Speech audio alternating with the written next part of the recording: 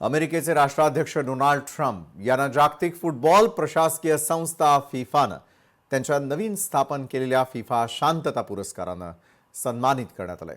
जरी ट्रम्प यांचा नोबेल शांतता पुरस्काराचं स्वप्न पूर्ण झालं नसलं तरी त्यांना फिफानं मात्र शांतता पुरस्कार देऊन त्यांचा सन्मान केलेला आहे।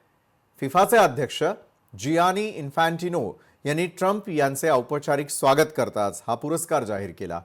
पुरस्कार देत असताना ट्रम्प यांनी आनंदाने तो घेतला आणि लगेच आपल्या गळ्यात अडकवला देखील।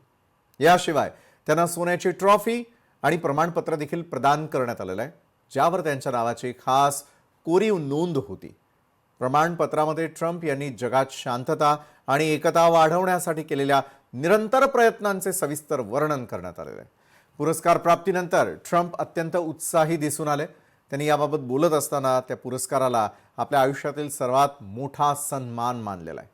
खास करून त्यांनी आपल्या कुटुंबियांचे, विशेषतः पत्नी मेलोनियांचे आभार मानलेले आहेत। तसंच यजमान देश कॅनडा आणि मेक्सिकोच्या नेत्यांचं कौतुक करत त्यांनी सांगितलं की हा पुरस्कार या तिन्ही देशांसाठी सकारात्मक आणि ऐक्यपूर्ण प्रयत्नांना नवचैतन्य देणारा ठरणार आहे। लोकशाही मराठी ऐका, पहा, जागरूक रहा।